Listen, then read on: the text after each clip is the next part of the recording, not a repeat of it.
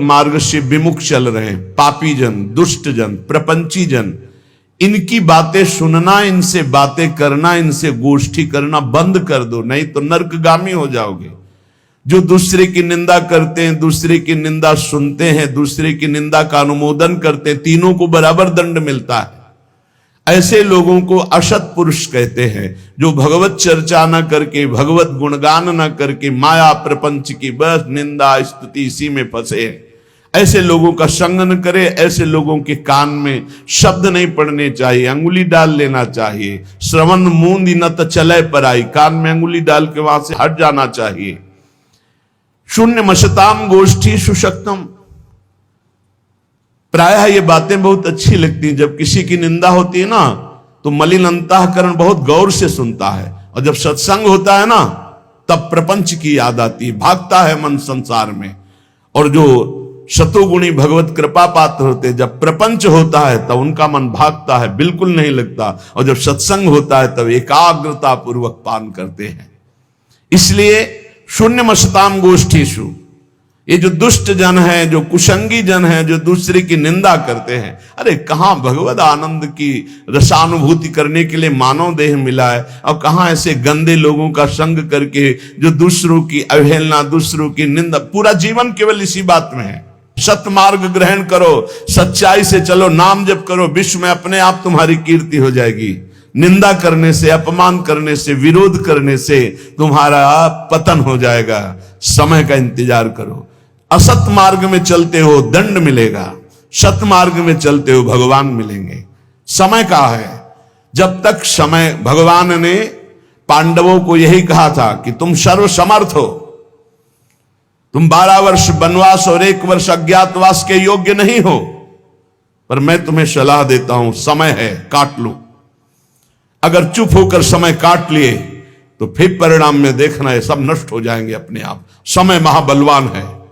विदुर जी ने भी जिस समय लाक्षागृह में भेजा गया पांडवों को, तो विदुर जी ने कहा, मैं जानता हूं तुम सब समर्थ हो, लेकिन मेरी सलाह है, इस समय समय तुम्हारे अनुकूल नहीं, गुप्त हो जाओ, कोई जान ही ना पावे कि मरे कि बचे। हम तुम्हें सुरंग के व्यवस्था किए देते हैं, उससे जंगल में निकल जाना, और जब तक समय अनुकूल ना आवे तो कोई जान न पावे कि तुम जिंदा हो। समय बड़ा बलवान है। ये असत आचरण करने वाले, पापाचरण करने वाले, ये सदैव पतन को प्राप्त होते हैं, पर इनको समय का ज्ञान नहीं है। इसलिए महापुरुष जन कहते हैं, शून्य मसताम गोष्ठीषु, ये दुष्ट पुरुषों का संग त्याग दो। अरे कानों से भगवत चर्चा, महामहिमा, महाभागवतों की सुननी है, ये निंदा स्तुति सुननी संसार की। असताम, असत कौन है? जो भगवत वार्ता विहीन, जो भक्त महिमा विहीन, केवल संसार की, प्रपंच की बातें करते रहते हैं। उनको किसी से मतलब नहीं, उनको भगवान से बिल्कुल मतलब नहीं। उनको मतलब है अपनी ख्याति से, अपने भोग वासनाओं की पूर्ति से, अपनी वाहवाही से। ऐसे असत पुरुषों के संग का त्याग कर दे। और अशक्तम, कभी काम, क्रोध और अहंकार की वशीभूत ना हो जाए। ऐसा कभी दोष ना आने पावे कि आप काम से उन्मत्त हो गए, क्रोध से उन्मत्त हो गए, अहंकार से उन्मत्त हो गए, तो फिर ये बलात् आपको नष्ट कर देगा, बलपूर्वक। काम क्रोधो मदादि भी प्रतिपदम निष्प्रियमाणम बलात्, ये तुम्हारा अप्रिय कर देंगे। आज तक कोई कामी पुरुष, क्रोधी पुरुष, अभिमानी पुरुष कभी मंगल को प्राप्त नहीं हुआ, सदैव अमंगल हुआ है। असत पुरुषों का संग त्याग दो, और काम, क्रोध और अहंकार की वृत्तियों पर शासन करो। शासन वही कर सकता है जो सत्संग सुनता है, जो नाम जप करता है, उसकी बुद्धि पवित्र होती है। पवित्र बुद्धि मन पर शासन करती है, तभी काम, क्रोध और अहंकार मिटता है, विचार के द्वारा मिटता है। परम पवित्र विचारों के द्वारा अहंकार का नाश होता है, कामनाओं का नाश होता है। और क्रोध की स्वयं सत्ता नहीं, क्रोध तो काम से प्रकट होता है। कामा संजायते क्रोधा। अगर हमारी कामनाएं भगवत मार्ग के अनुकूल हों तो कभी क्रोध आएगा ही नहीं। जब देह भाव की कामनाएं होती तभी क्रोध आता है, जब प्रतिकूलता होती तभी क्रोध आता है। इसलिए कह रहे, सदैव काम, क्रोध और अहंकार को विचारों के द्वारा, पवित्र विवेक के द्वारा इसका दमन करते रहो। नहीं, निश्चित ये तुम्हारा नाश कर देंगे। नैवम द्वंद्व तितिक्षमी सदपिमाम चेत सक्षमा सत्कृपौ। सर्दी गर्मी, अनुकूलता प्रतिकूलता, मान अपमान, जय पराजय, निंदा स्तुति, ये द्वंद्व हैं, इनको सहना होगा। यदि आपको अध्यात्म की ऊंचाई पर चढ़ना है तो इनको सहना होगा। भगवान की कृपा से ये भक्तों को मिलते हैं। संसारी पुरुष तो इसी में पिस जाता है, द्वंद्वों में। ये द्वंद्व की चक्की है, चलती चक्की देख के दियो कबीरा रोए, दो पाटन के बीच में साबित रहा न कोई। ये लाभ हानि, जय पराजय, दुख सुख, मान अपमान, निंदा स्तुति, ये ऐसे माया के पाट हैं दो, इसमें सब पिसते रहते हैं। तो बोले बचा कौन? तो चलती चक्की देख के दिया कमाल ठठाए, और रहा सहारे कील के तो बाल न बाका जाए। ये द्वंदात्मक संसार चक्र जिसे चलता है वो कील है भगवान।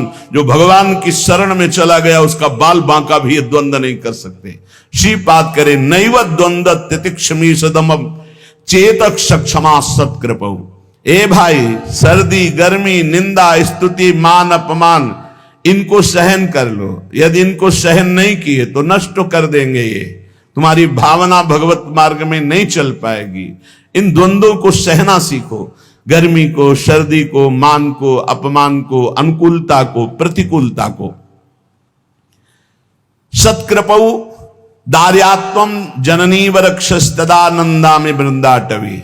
मुझे विश्वास है कि वृंदावन मां की तरह रक्षा करता है, इसलिए ना मैं काम क्रोध पर विजय प्राप्त कर पाया, ना मैं द्वंद्वों को सह पाया, ना मुझे धर्माधर्म का विचार है, और ना ही मैं असत पुरुषों की संगोष्ठी छोड़ पाया। पर फिर भी विश्वास है कि मैं सब तज करके वृंदावन आया हूं। पूर्व का जीवन ऐसा रहा तो भी वृंदावन मुझे क्षमा करके भगवत प्राप्ति करा देगा। अर्थात श्रीपाद कह रहे भाव है कि जिसके इतना भी विवेक नहीं कि धर्म क्या अधर्म क्या, जो गंदे लोगों का संग करता रहा है, जो कामी रहा है, क्रोधी रहा है, अहंकारी रहा है, जो हर द्वंद्वों में पिसता रहा है, वो भी यदि वृंदावन आ जाए, सत्संग सुने और रसिकों का संग करे तो वो भी भगवत प्राप्ति का अधिकारी हो जाएगा। पूज्य महामहिम श्री तुकाराम जी महाराज, श्री तुकाराम जी महाराज की बड़ी उच्च कोटि की स्थिति प्रभु श्री हरि में थी। अमोघ संत श्री तुकाराम जी जिस समय भजन मार्ग में आगे बढ़े, अभ्यास चल रहा है भजन का, तो एक प्रबल इच्छा जागृत हुई, भगवान कब मिलेंगे। ये बहुत बड़ी स्थिति होती है जब किसी के हृदय में ये पीड़ा होने लगती है कि भगवान कब मिलेंगे। कोई विशाल हृदय ऐसा जिसके हृदय में एक बात आ गई, हाय मेरा आज का भी दिन गया, भगवान कब मिलेंगे।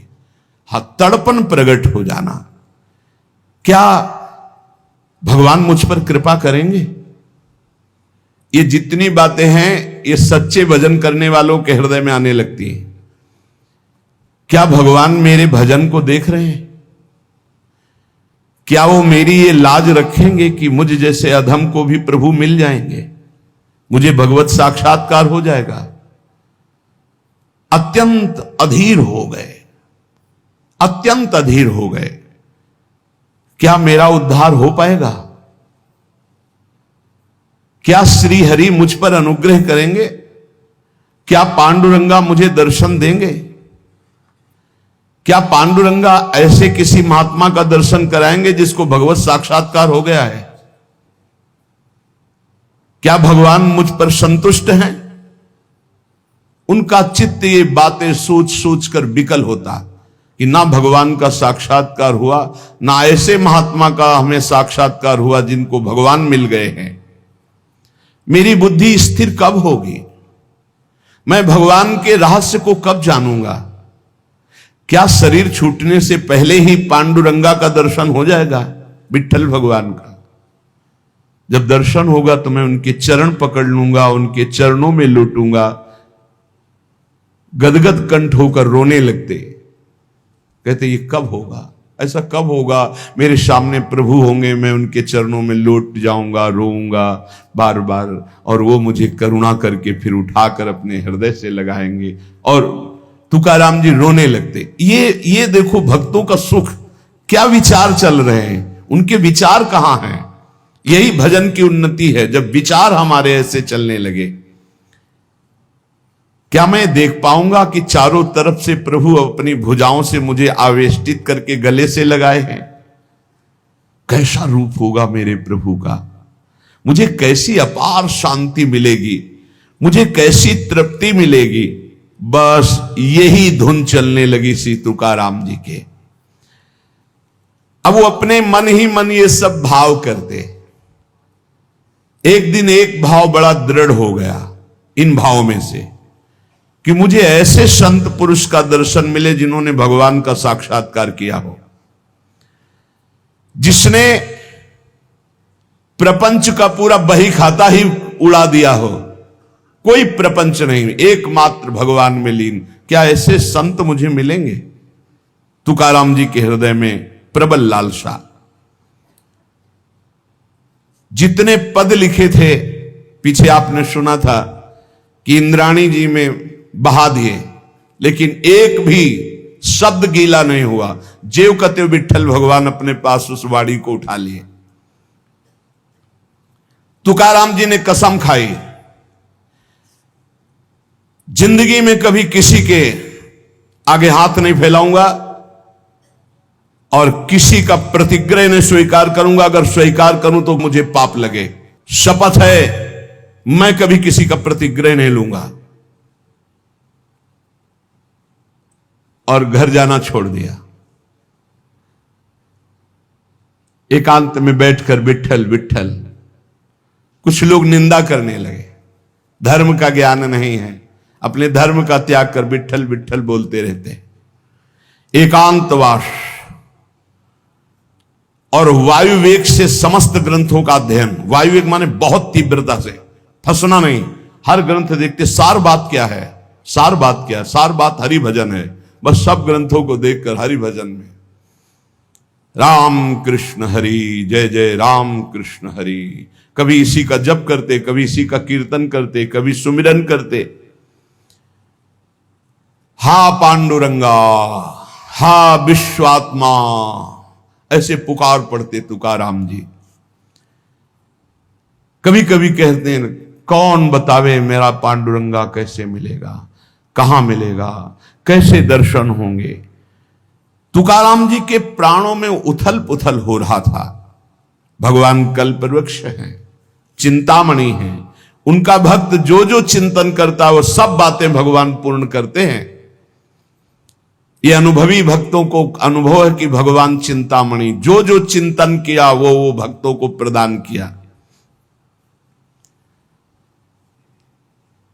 उपासना उसी की सार्थक होती है जिसको सदगुरु मोहर लगा देता है। तुकाराम जी को विश्वास था कि मैं जिस रास्ते पर चल रहा हूं बिल्कुल ठीक रास्ता है। जो मैं जप रहा हूं राम कृष्ण हरि, ये परम महामहिम है। पर अगर यही मुझे सदगुरु मोहर लगा देते कि तुम्हारा मार्ग सही है, तुम जो जप रहे हो ये ठीक जप रहे हो, तो निश्चय मेरा चित्त आनंद से युक्त होकर इस मार्ग में दौड़ पड़ता। लेकिन बार बार मेरा चित्त लड़खड़ाता है कि मैंने गुरुदेव का वर्ण नहीं किया। जब तक गुरुदेव नहीं मिलते तब तक शांति कैसे मिल सकती है। अपना रास्ता सही है ये गुरुदेव से ही विश्वास होता है। ग्रंथ पढ़ करके जो बात समझी जाती है वो भगवत प्राप्ति गुरु के द्वारा होती है। ग्रंथ पढ़ करके ज्ञान के द्वारा माया का नाश नहीं किया जा सकता। इसलिए उपनिषद भी कहते नायमात्मा प्रवचनेन लभ्या न मेधया न बहुना श्रुतेन। जहां बुद्धि नहीं पहुंच पाती उस पद का साक्षात्कार गुरु कृपा से होता है, पढ़ने लिखने से नहीं होता। कि हम उपनिषद पढ़ लिए तो तत्व ज्ञानी हो गए, तत्व बोध प्रायसा नहीं। मोक्ष मूलम गुरु कृपा। स्वानुभव प्राप्त साक्षात्कार किए हुए महात्मा का अगर एक क्षण का समागम हो जाए तो परमार्थ की सारी विद्याएं अपने आप प्रकाशित हो जाएं। तुकाराम जी उसी समय का इंतजार करते हुए समय व्यतीत करने लगे जब मेरे सदगुरुदेव मुझे ढूंढ लेंगे या मैं सदगुरुदेव को ढूंढ लूंगा। उस समय का इंतजार कर रहे। तुकाराम जी कहते हैं कि सदगुरु कृपा के बिना कोई भी परमार्थ में आज तक सिद्ध नहीं हो पाया है। बिना गुरु चरण कृपा के, बिना रज के ये तमोगुण का नाश, अहंकार का नाश नहीं होता, निर्मल ज्ञान उदय नहीं होता। आत्मज्ञान उसी को प्राप्त होता है जो गुरु निष्ठावान होता है, जिससे जड़ चेतन ग्रंथ का भेदन होकर जीवन मुक्त महापुरुष होता है। वो केवल गुरु कृपा से ज्ञान होता है, वो पढ़ने लिखने से नहीं होता है। समग्र वेद शास्त्र पढ़ डाले, योग आदिकों का खूब अभ्यास कर ले, कभी उसको सफलता नहीं मिलेगी जब तक गुरु कृपा नहीं होगी। कमाई तो अपने ही परिश्रम से होती है, पर मोहर गुरु कृपा से लगती है। भगवान के दरबार में उस तपस्या, उस स्वाध्याय, उस योग, उस ज्ञान का कोई मूल्य नहीं है जिस पर गुरु कृपा की मोहर नहीं लगी। वो सिक्का नहीं चलेगा। चाहे जितनी साधना कर लो, चाहे जितना शास्त्र स्वाध्याय ज्ञानी बन जाओ। श्री तुकाराम जी महाराज, भगवान के दरबार में उसका कोई मूल्य नहीं होता जब तक गुरु की मोहर नहीं लगती। अत्यंत सूक्ष्म और विशुद्ध बुद्धि के द्वारा जो ज्ञान प्राप्त होता है वो गुरुदेव की कृपा से, अत्यंत शुद्ध सूक्ष्म विशुद्ध बुद्धि जो होती वो गुरु कृपा से होती है। जो अहंकार से शास्त्रों का ज्ञान प्राप्त होता है वो माया को निश्शेष नहीं कर सकता, माया पर विजय प्राप्त नहीं कर सकता। जब भगवान श्री राम प्रकट हुए, भगवान श्री कृष्ण प्रकट हुए, उन्होंने श्री गुरु चरणों का आश्रय लिया, तब और जीवों की तो बात ही क्या है। वेद शास्त्र पुराण और संत सब इस विषय में एक मत हैं। श्रुति की आज्ञा है, शाब्दे परे च निष्णातम ब्रह्मण्युप समाश्रयम। जो वेद शास्त्र पुराणों की व्याख्या में निपुण है और ब्रह्मनिष्ठ, जो स्वरूप का साक्षात्कार किए हुए हैं, ऐसे सदगुरु की प्राप्ति बड़ी दुर्लभ है। श्रोत्री ब्रह्मनिष्ठ, शाब्दे परे च निष्णातम ब्रह्मण्युप समाश्रयम। जो समस्त शब्द ब्रह्म के पारगामी विद्वान और पर ब्रह्म की अनुभूति से युक्त है, ऐसे सदगुरुदेव की प्राप्ति अत्यंत दुर्लभ है। ऐसे सदगुरुदेव की शरण लेने के लिए गीता में भगवान कह रहे हैं, तद्विद्धि प्रणिपातेन परिप्रश्नेन सेवया। उनके सामने साष्टांग दंडवत होकर आत्मसमर्पण करके उनकी सेवा करके उनको प्रसन्न कर लो। आचार्यवान पुरुषो वेद, जिसने गुरु के चरण पकड़ लिए वो भगवान का रहस्य जान जाता है। षडंगादि वेदो मुखे शास्त्र विद्या कवित्वादि गद्यम सुपद्यम करोति गुरोरंघ्रि पद्मे मनश्चेन्न लग्नम ततः किम ततः किम ततः किम ततः किम। सब वेद पुराण शास्त्र सब याद कर लो, कंठस्थ कर लो। बहुत पद रचना में तुम्हारी प्रवेश बुद्धि है, बड़े बड़े कवित्व, बड़े बड़े पद रच लो, लेकिन गुरु चरणों में रति नहीं है। तथा किम तथा किम तथा किम तथा, तो क्या मिला क्या मिला क्या मिला, कुछ नहीं मिला, कुछ नहीं हुआ। षडंगादि वेदो मुखे शास्त्र विद्या, सब कंठस्थ है। कवित्वादि गद्यम सुपद्यम करोति, बड़े बड़े कवित्व की रचना तत्काल कर दे, पर गुरोरंघ्रि पद्मे मनश्चेन्न लग्नम। यदि गुरुदेव के चरणों में तुम्हारी लगन नहीं, गुरु कृपा तुम्हें प्राप्त नहीं है, तो ततः किम ततः किम ततः किम ततः किम, ये सब व्यर्थ हो गया, किस कार्य में आया।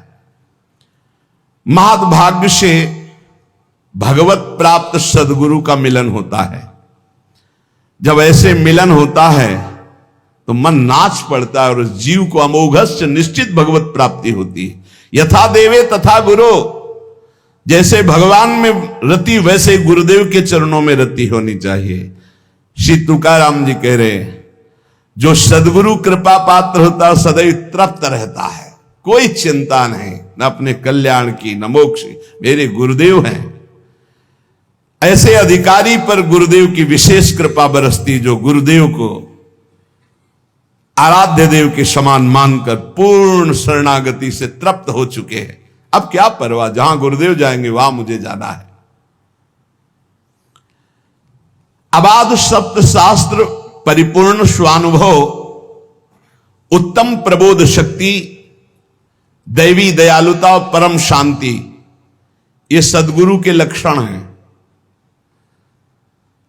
शास्त्रों का संपूर्ण अबाध ज्ञान, स्वानुभवपूर्ण, उसका जो ज्ञान का है वो अनुभव किए हुए है।